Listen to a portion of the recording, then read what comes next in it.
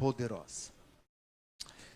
Quero que vocês abram a Bíblia de vocês em 2 Reis.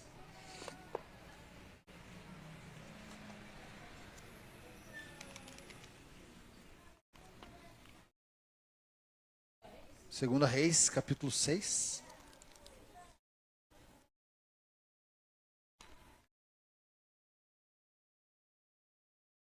Segunda Reis 6, a partir do verso 24. Eu vou começar a ler porque o nosso texto é longo. E é a partir do 2 Reis 7 até o 18, tá bom? 2 Reis 24 diz o seguinte. Algum tempo depois, Ben-Hadad, rei da Síria, mobilizou todo o seu exército e cercou Samaria. O cerco durou tanto e causou tamanha fome, que uma cabeça de jumento chegou a valer 80 peças de prata e uma caneca de esterco de pomba, 5 peças de prata. Um dia, quando o rei de Israel inspecionava os muros da cidade, uma mulher gritou para ele: "Socorro, majestade!" O rei respondeu: "Se o Senhor não socorrer, como poderei ajudá-la? Acaso há trigo na eira ou vinho no tanque de prensar uvas?" Contudo, ele perguntou: "Qual é o problema?" E ela respondeu: "Esta mulher me disse: vamos comer o seu filho hoje e amanhã comeremos o meu. Então cozinhamos o meu filho e comemos. No dia seguinte, eu disse a ela que era a vez de comermos o seu filho, mas ela o havia escondido. Quando o rei ouviu as palavras da mulher, rasgou as suas vestes. Como estava sobre os muros, o povo viu que ele estava usando pano de saco por baixo, junto ao corpo. E ele disse: Deus me castigue a todo rigor, se a cabeça de Eliseu, filho de Safate, continuar hoje sobre os meus ombros. Capítulo 7, verso 1. Eliseu respondeu: ouçam a palavra do Senhor. Assim diz o Senhor: amanhã, por volta desta hora, na porta de Samaria, tanto uma medida de farinha como 2 medidas de cevada serão vendidas por uma peça de prata. O oficial cujo braço do rei estava se apoiando disse ao ao homem de Deus: ainda que o Senhor abrisse as comportas do céu, será que isso poderia acontecer? Mas Eliseu advertiu: você o verá com os próprios olhos, mas não comerá coisa alguma. Havia 4 leprosos junto à porta da cidade. Eles disseram uns aos outros: por que ficar aqui esperando a morte? Se resolvermos entrar na cidade, morreremos de fome. Mas se ficarmos aqui, também morreremos. Vamos, pois, ao acampamento dos sírios para nos render. Se eles nos pouparem, viveremos, e se nos matarem, apenas morreremos. Ao anoitecer, eles foram ao acampamento dos sírios. Quando chegaram às imediações do acampamento, viram que não havia ninguém ali, pois o Senhor tinha feito os sírios ouvirem um ruído de grande exército de cavalos e carros de guerra, de modo que disseram uns aos outros: ouçam, o rei de Israel contratou os reis hititas e dos egípcios para nos atacarem. Então, para salvar a sua vida, fugiram ao anoitecer, abandonando as tendas, cavalos, jumentos, deixando o acampamento como estava. Tendo chegado nas imediações do acampamento, os leprosos entraram numa das tendas e comeram e beberam. Pegaram prata e ouro e roupas e saíram para esconder tudo. Depois voltaram e entraram noutra tenda, pegaram o que quiseram e esconderam isso também. Então disseram uns aos outros: não estamos agindo certo. Este é um dia de boas notícias e não podemos ficar calados. Se esperarmos aqui até o amanhecer, seremos castigados. Vamos imediatamente contar tudo no palácio do rei. Então foram e chamaram os sentinelas da porta da cidade e lhes contaram: entramos no acampamento dos sírios e não vimos nem ouvimos ninguém.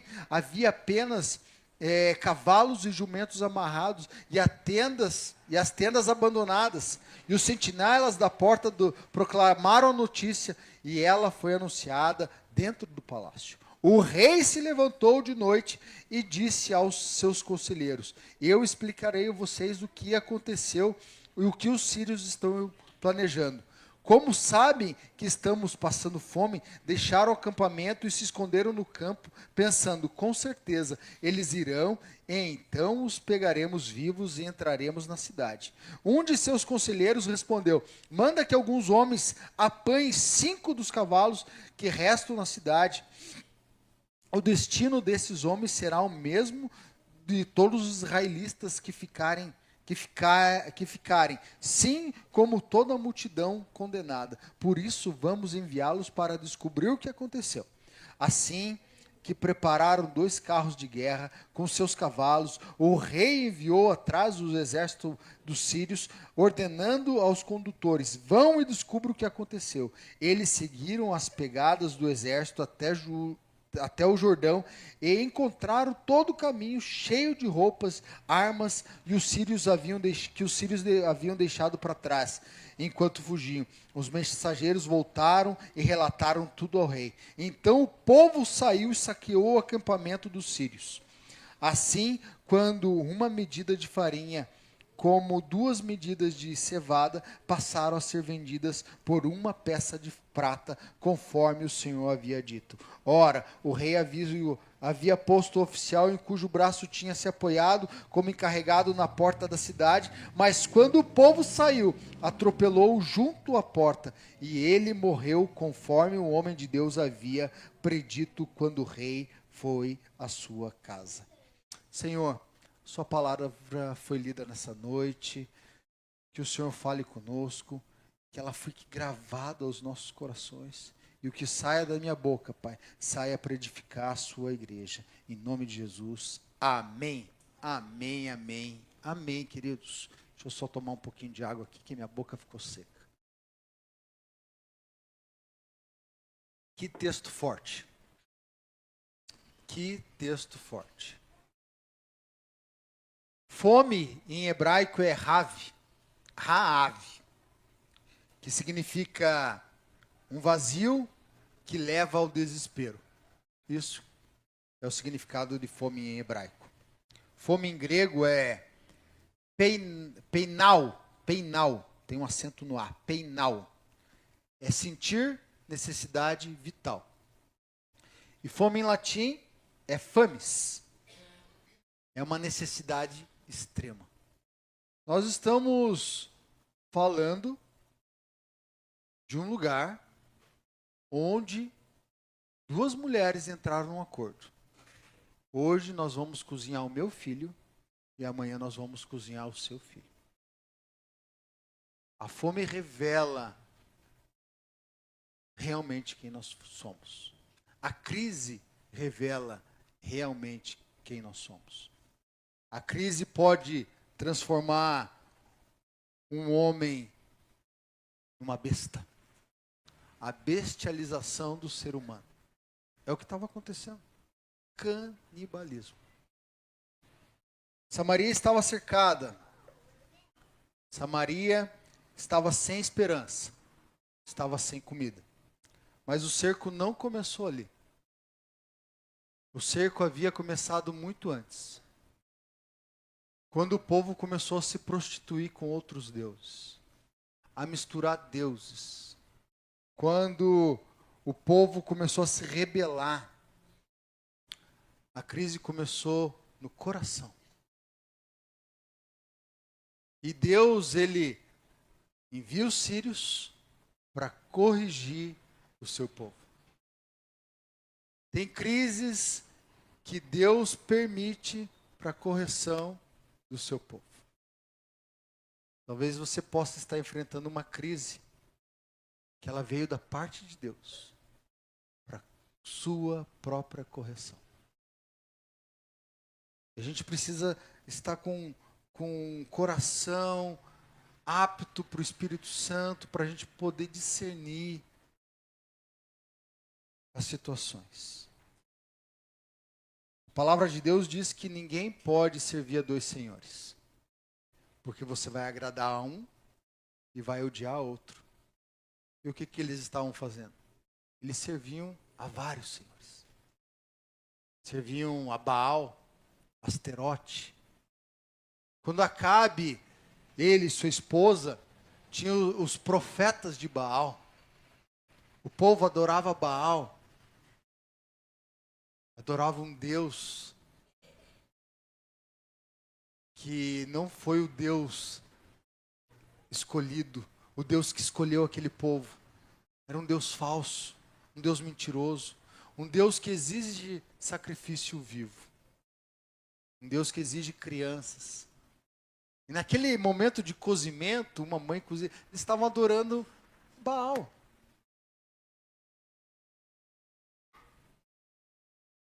Yahvé, o Deus vivo, ele permitiu apenas um sacrifício. O sacrifício perfeito. Aquele que limpa diariamente o meu e o seu pecado. Ele permitiu o sacrifício do seu Filho unigênito, Jesus Cristo. Samaria não abandonou totalmente os ídolos. Ele dividiu. Hoje a gente vai adorar Javé. Amanhã a gente adora Baal. Hoje a gente adora o nosso Deus. Amanhã a gente adora Astarote. E assim por diante. Deus quer exclusividade. Porque se você está adorando outros deuses, porque o Deus, na nossa concepção de Deus, nosso egoísmo, nós queremos deuses para satisfazer as nossas vontades. Ninguém pode servir a dois senhores. Talvez o seu Deus seja o trabalho. Você trabalha. Chega em casa, não tem tempo para sua família. Por que você trabalha? Eu quero construir alguma coisa. Talvez seja a pornografia. Nós estamos falando tanto em pornografia, queridos, porque nós somos impulsionados a todo momento, estou falando mais para homens, a olhar com outros olhares as mulheres, aos outdoors, as propagandas de TikTok, de Instagram. Quando você menos imagina, aparece algo que seduz você. Qual é o Deus que você tem adorado? O cerco não foi apenas militar na cidade de Samaria. Foi um cerco espiritual e disciplinar.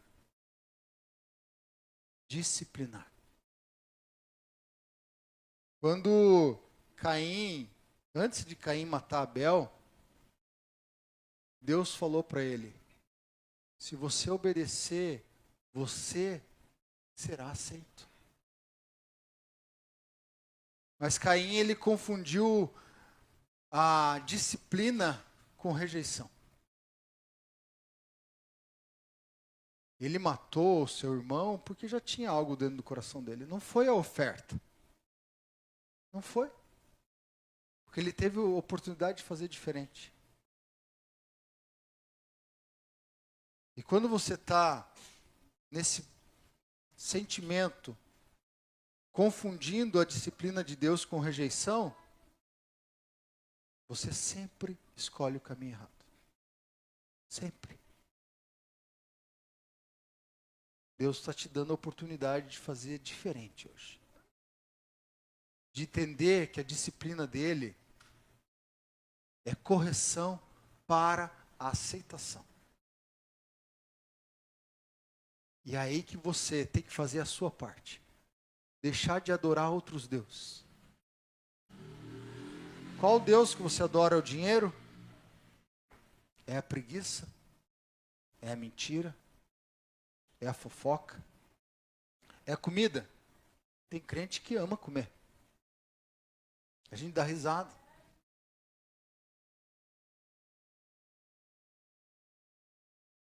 Qual Deus você está dividindo a adoração?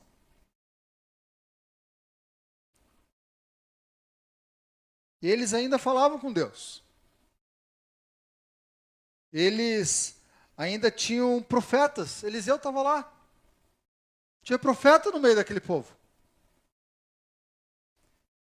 Ainda tinha uma linguagem espiritual, uma linguagem litúrgica. Eles viviam como crentes. Eles queriam Deus para protegê-los. O rei rasga as vestes. Se Deus não proteger vocês, eu não posso proteger. Palavras do próprio rei. Mas eles também dividiam a glória de Deus com a glória de deuses. Você está dividindo a glória de Deus com algum Deus com D minúsculo?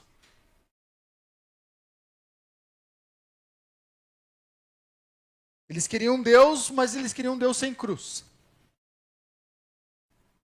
Eles queriam um Deus, mas sem adoração e obediência. Sem reverência.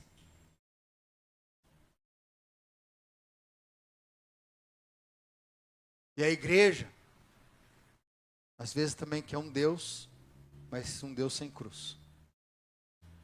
Um Deus que não pesa a mão. Querem um Deus legal.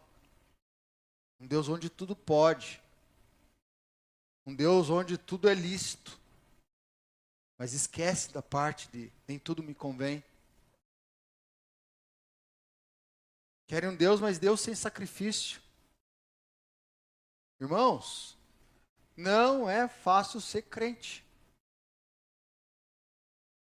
Eu quero tirar essa crente da minha boca porque eu quero temente a Deus. Porque crente, até o diabo crê. Cristão. Não é fácil ser cristão. Não é fácil. Porque nós estamos lutando contra duas forças. Uma que é a carne. E a outra é o espírito. O nosso espírito. O E, com E minúsculo. Quem você alimentar mais vai vencer essa batalha. Eu não vou nem perguntar quem está lendo um capítulo por dia de Mateus. Não levanta a mão. Vai ter gente que não está. Porque é difícil. É difícil. Baixam aplicativos de organização. Por que eu estou falando de organização? Porque ontem eu estava conversando com alguém que é especialista em aplicativo, e eu quero baixar aplicativo para organizar minha vida, porque vocês viram que eu sou um cara organizado. Mas não tem tempo para ler um capítulo da Bíblia. Espero que nesse aplicativo de organização da sua vida diária, você coloque lá lembrete, orar. Orar. Porque, queridos, é muito bom ter a igreja lotada. 153 pessoas domingo passado. E a meta que eu tenho conversado com a liderança é para 200 membros até o final do ano. Glória a Deus. Nós queríamos construir, nós queríamos juntar 500 mil para começar a fundação. Imagina a fundação que vai ser, pastor. Mas eu não quero uma igreja rasa. Eu não quero cristãos que vivem apanhando. Não quero. E não é o desejo do coração de Deus. Que vive com problema na família. Vive com problema com vícios. Vive com problemas financeiros. Não quero. Não quero. Eu quero uma igreja sólida espiritualmente. A igreja forte na palavra, no ensino. Porque ser crente é fácil. Só ser crente. Eu sou crente. Lembra quando você perguntava assim, qual a tua religião? Eu lembro. As pessoas falavam, eu sou católico, apostólico, romano e termina. Não praticante. Tinha o praticante e o não praticante. E as pessoas falavam, não praticante. E tá tudo bem, eu sou católico, apostólico, romano, não praticante. Agora eu sou crente, apostólico, romano, israelense, não praticante. Porque a nossa igreja, a igreja do Brasil é rasa. É crente não praticante. É cristão não praticante. E não adianta rasgar as vestes. Não adianta. Deus não quer holocausto. Deus não quer sacrifício. Deus quer obediência. A palavra de Deus diz que a obediência é melhor do que gordura de carneiro. Leia Samuel. Quando os profetas, eles queimam aquela carne, aquela gordura, faz aquele cheiro gostoso. É tão gostoso. Você que é vegano e vegetariano, me perdoe, mas é tão gostoso. A palavra de Deus diz que a obediência é melhor que os prazeres. É Deus no domingo, pecado na semana inteira. Ora, mas não perdoa.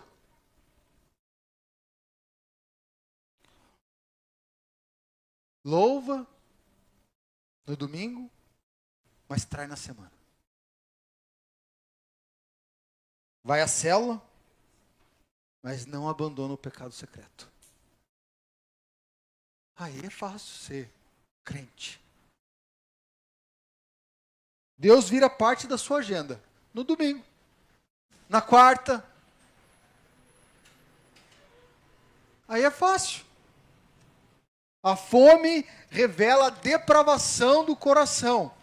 Uma cabeça de jumento, segundo a Reis 6:25, estava vendida por 80 peças de prata. E o quê? E um quarto de uma caneca de esterco de pomba por 5 peças de prata. Eles estavam valorizando o imundo. Jumento não era comestível, animal impuro. Esterco de pomba, sabe o que eles comiam do esterco de pomba? As sementes não digeridas da pomba. Aquela sementinha que não deu para digerir, não deu tempo, passou pelo trato digestório, valorizando o imundo. Quando Deus não é o centro da sua vida, o impuro se torna aceitável.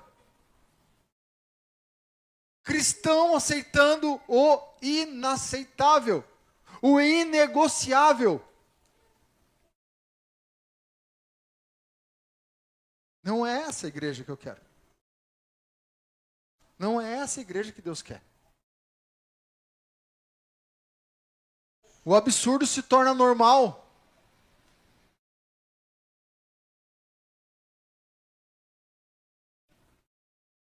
O pecado vira algo normal na nossa vida.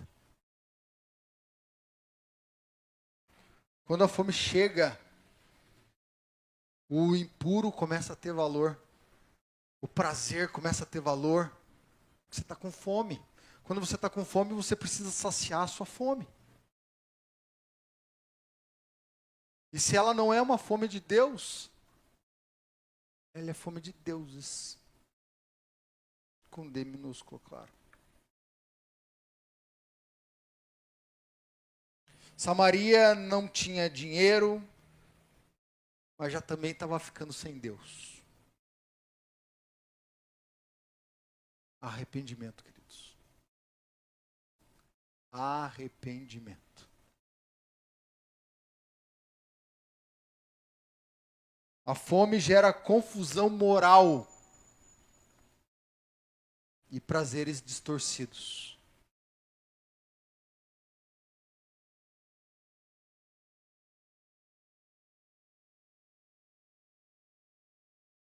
Antes do canibalismo físico, já estava tendo um canibalismo espiritual. As duas mães ali, imagine a cena. A cidade cercada, porque eram muros. O exército sírio lá fora. Só esperando o momento certo para atacar. Não tinha mais água. Estavam comendo cabeça de jumento. Cocô de pombo. Não tinha mais comida, não tinha mais recurso, não tinha mais esperança. Imagine a cena. Bebê no colo, eu não sei quantos anos tinha, a Bíblia não fala. Vamos fazer um acordo? Ó, vamos comer nossos filhos? O que você falou? Comer nossos filhos? Não, mas veja bem, não tem comida, nós vamos morrer de qualquer jeito. Vamos comer nossos filhos. Hoje, vou começar por mim. Hoje, eu cozinho o meu. E amanhã a gente cozinha o seu. Trato feito? Trato feito. Uma vai lá e cozinha filho, comem. No outro dia, agora é hora de cozinhar o seu filho. Esconder o filho. A bestialização do ser humano. Se você tem fome que não é de Deus, você vai se tornar uma besta.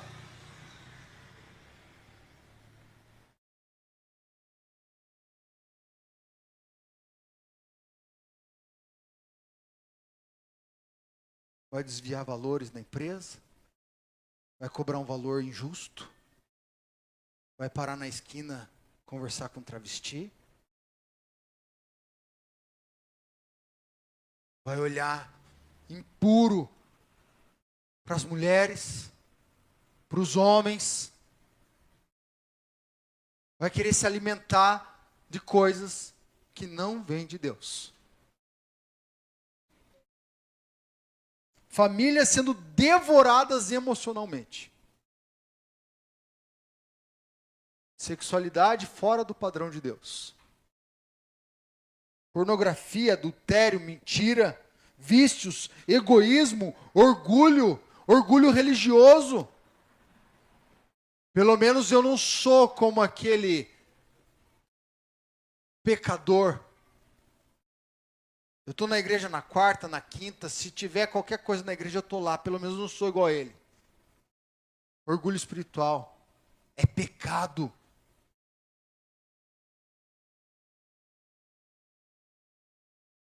Há um caminho que parece certo ao homem, mas no fim conduz à morte. Provérbios 14, verso 12.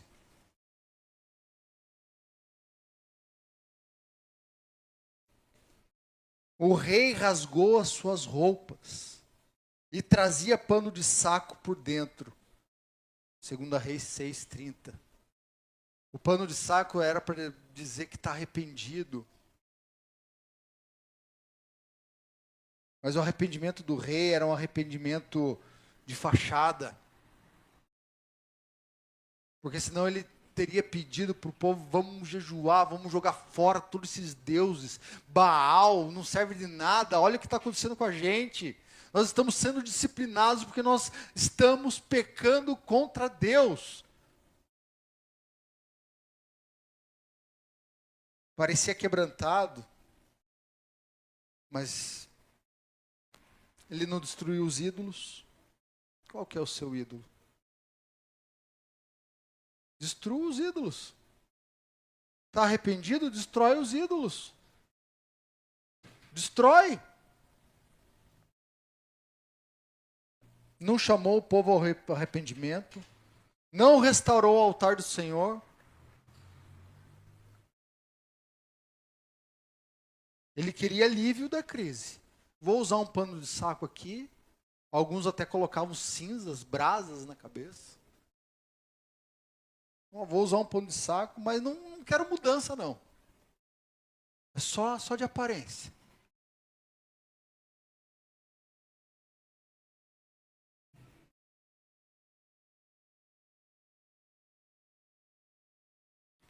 Deus quer que a gente rasgue o nosso coração, não as nossas vestes. Rasgar o coração diante de Deus. Ele não quer holocausto, ele quer obediência. Ele não quer ritual.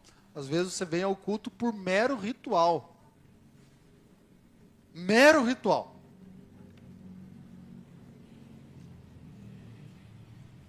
Ele disse que Deus me castigue se a cabeça de Eliseu continuar sobre seus ombros. 2 Reis, verso 31. Colocando a culpa no profeta. Nunca assumindo para si. Projetando a culpa no outro. Sabe quando o marido erra e põe a culpa na esposa? É assim. Se você fosse diferente, eu não teria feito assim. Quando a mulher explode e põe a culpa no cansaço, nos filhos, no marido, ela não fala, não, o problema sou eu. Sou eu que preciso mudar. Os pais que erram e dizem, essa geração é uma geração Nutella, geração mimimi. Não enxergam o próprio erro. Na igreja o pastor pegou pesado hoje, hein, pastor? Não precisava tanto. Se o pastor exorta, essa igreja é legalista. Se a liderança chama atenção, estão me perseguindo. Vamos mudar de igreja. O problema sempre são os outros. O problema é sempre Deus que não dá. Deus que castiga.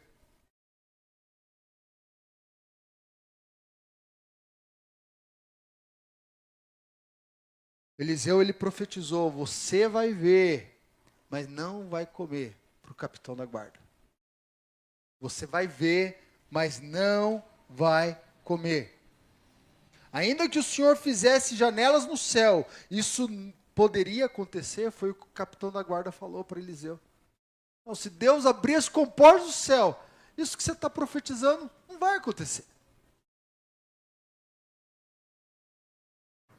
Confiava no poder econômico, na sua posição, mas não em Deus. O capitão estava no palácio, ele tinha posição, conhecia o profeta, mas confiava na lógica humana. Às vezes você está assim. Confia na lógica humana, nos seus próprios recursos, pela força do teu braço. Pelo teu braço, você não consegue. Você acha que consegue. Aí você vem. Isso não funciona para todo mundo. Não é assim que funciona. Vamos ter o pé no chão. Não, você está idealizando. Você está sonhando. Vamos ter o pé no chão. São desculpas humanas. Enquanto o rei e o capitão duvidavam, o profeta cria. E os leprosos que estavam para fora dos muros se mexeram. O profeta crendo, e os leprosos, lepra era uma das piores doenças daquele tempo. Impuro. O leproso ele tinha que sair gritando, impuro passando, impuro passando, impuro passando, para ninguém ficar perto dele, porque ele podia ser condenado à morte. Ele já estava excluído da sociedade. E ele tinha que gritar, imundo passando, impuro passando. Mas esses leprosos nos ensinam algo, aqui que vai começar a pregação, tá? Foi só a introdução. Que a fé não é esperar. A fé é se movimentar. Vou dar um exemplo claro para vocês. Nós estávamos lá. Não cabia gente lá. Nós fizemos igual os leprosos. Nos movimentamos e viemos para cá. A fé é movimento. A fé é ação. Eu creio em Deus, mas não faz nada para mudar. Não vai mudar. Lázaro, levanta e anda. Essa é a ordem do nosso Deus. Mas ele fala para quem estava em volta: vão vocês e tirem essa pedra. Eu podia falar assim: olha só o que ele está falando. O cara está fedendo. O cara está morto há 4 dias. Não, isso é história. Mas outros foram tirar aquela pedra. Qual parte? Que time você faz parte? Daquele que fica lá, ou é daqueles que vai e faz o que tem que ser feito? Porque fé é ação. Eu tenho fé, mas não move, não vai acontecer. Não vai acontecer. Chama para o jejum. Isso é radical demais. Jejum. Normalmente eu faço jejum na quarta-feira. Não, jejum é muito radical. Chama para vigília. Até que horas vai a vigília, pastor? Tá tudo bem perguntar, tá? Vocês precisam saber. Mas se passar da 1 hora eu já não vou. Não, mas a nossa igreja não é espiritual. Sabe? Comparar a nossa igreja com outra igreja. Não. Não vou, não. 1 da manhã não vou. Não, mas vai ter café? Não, então eu vou.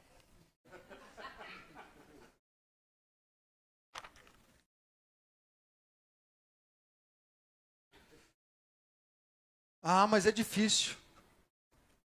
Queridos, você precisa se mexer. Você quer milagre na tua vida? Não. Existem 2 tipos de milagre. Quando Jesus curou o leproso, o que queres que eu faça? Quero ser curado. Se o senhor quiser, o senhor pode me curar. Sim, eu quero. Pôs a mão lá e curou. É um ato. E tem o processo. Jesus curou os 10 leprosos. Vão lá e falem para o sacerdote. Falem com ele lá, para ele examinar vocês. No caminho eles foram sendo curados. O processo, mas eles se movimentaram. Aquele que foi curado no ato, ele foi até Jesus também, ele se movimentou, porque ele cria que Jesus podia fazer o milagre. E aqueles que saíram, estavam lá naquela vila dos leprosos e foram até os sacerdotes, eles também creram no Senhor. Mas eles se movimentaram. Você quer milagre? Amém? Você quer milagre? Amém. O que você precisa fazer? Se movimentar. Se movimentar. A fé é ação.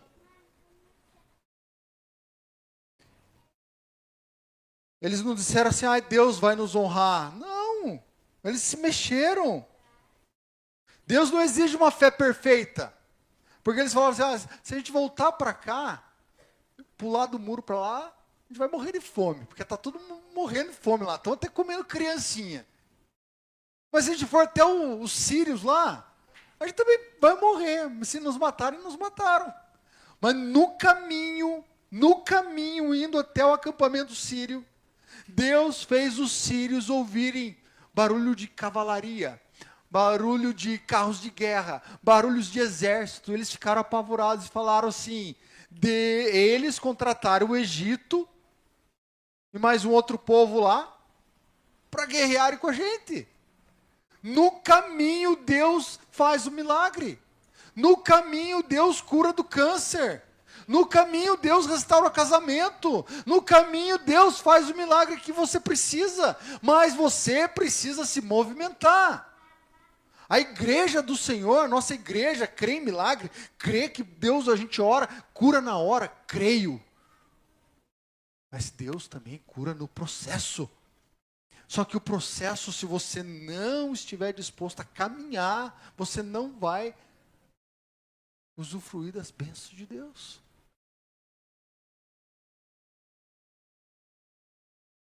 Deus cura. Deus cura. Deus faz, Deus restaura. Deus, as pessoas não mudam por visão profética. Não mudam. As pessoas podem vir, o pastor, qualquer um aqui profetizar, você vai ser. As pessoas mudam por atitude. Tem que ter uma virada de chave, mudança de atitude. Eu fumo cigarro.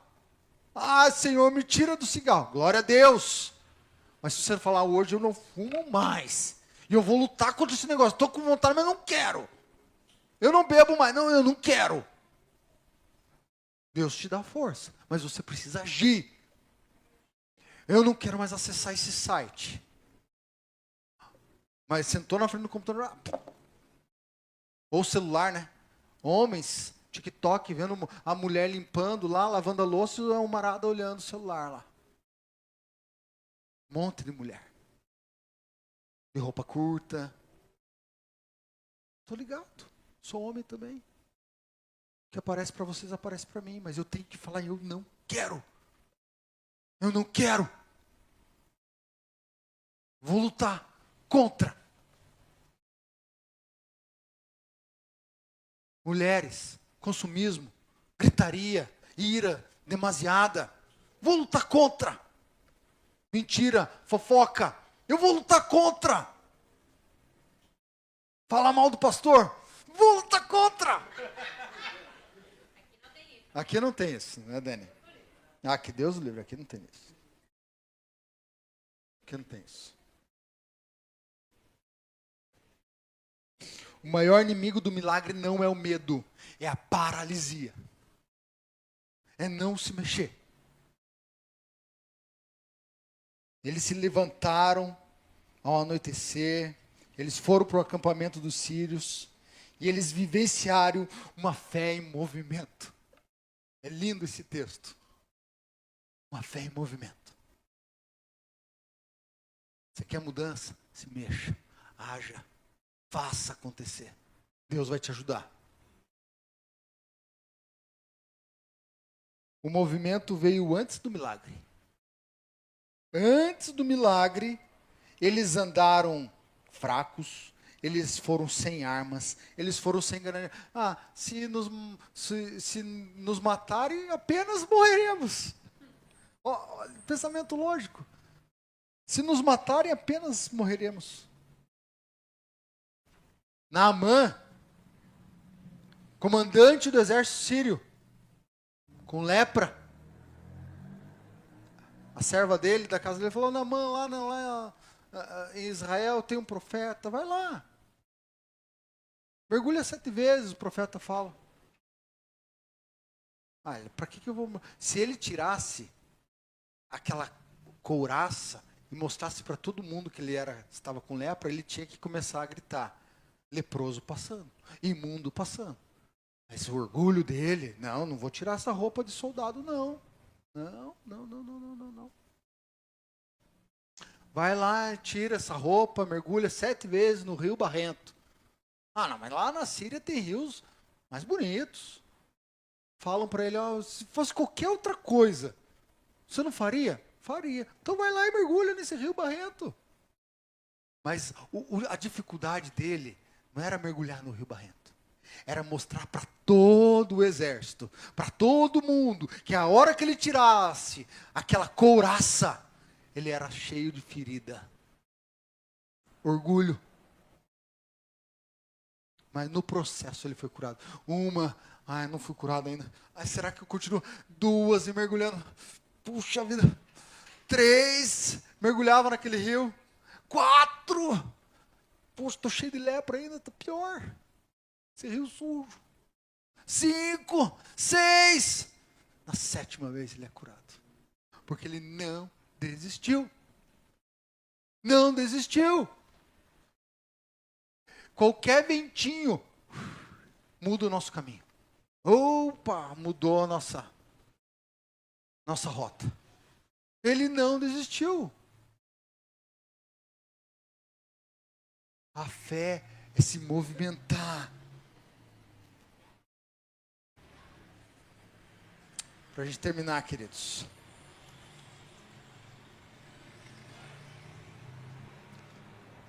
Ao sair, eles saíram da zona de conforto. Você precisa sair da zona de conforto. Aquela muralha, aquela porta, era um lugar de espera, era um lugar de reclamação, murmuração. Às vezes o teu pecado é a murmuração. Um lugar de sobrevivência, cheio de risco. E eles foram para um lugar de incerteza.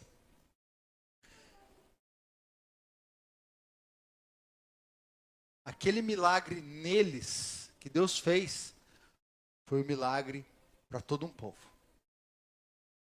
Aquele milagre dos sírios fugirem, foi um milagre para salvar todo o povo. Notem, queridos, esses leprosos, a Bíblia não diz que eles foram curados. Eles continuaram leprosos. Eles continuaram doentes da sua doença física. Tem gente que só espera milagre, mas não quer o processo.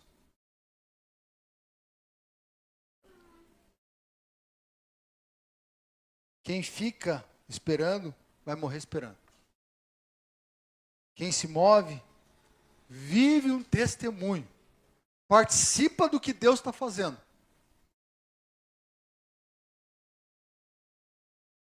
Ah, tá difícil, pastor. Servir segunda, servir quarta. Nós vamos começar uma cantata, algo novo aqui.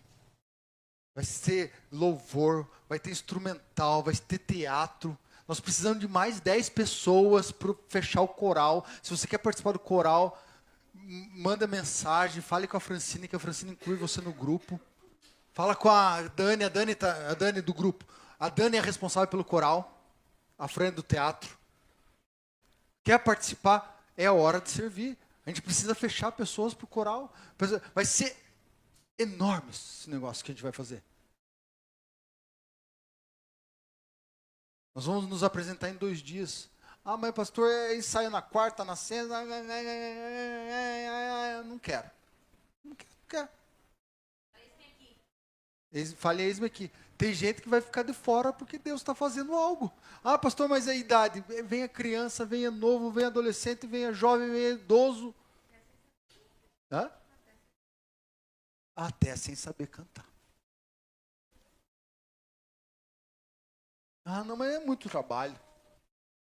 Ah, não, eu só vou servir no dia que eu estou ali, ó. Tá, hoje é meu dia de ceia.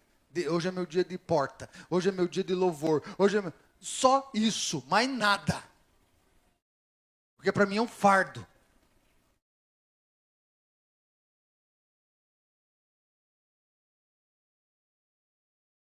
Você não entendeu ainda. Você tem suas obrigações, você tem seus compromissos. Mas servir não é um fardo. Servir é um privilégio. Eles comeram, eles beberam, eles se vestiram, mas algo dentro deles queimou. Não estamos fazendo o que é certo. A gente precisa levar essa boa notícia para aquele povo que está comendo criança lá dentro. Nós estamos aqui nos fartando, mas nós precisamos... Aí que entra a célula. As células são os leprosos. A célula precisa levar a boa nova para quem está passando fome. A célula é um lugar de gente imperfeita, marginalizada. Tem até gente com tornozeleira eletrônica. E não é o presidente. Ex-presidente. Não é. Tem célula que teve gente que saiu da cadeia uma semana e está na célula na outra. Marginalizado. Pedindo socorro. Com fome. Aí que entra a célula. Mas a célula é aquele leproso que decidiu se movimentar. Sair da igreja. Sair do arraial. Para ir alimentar quem está com fome.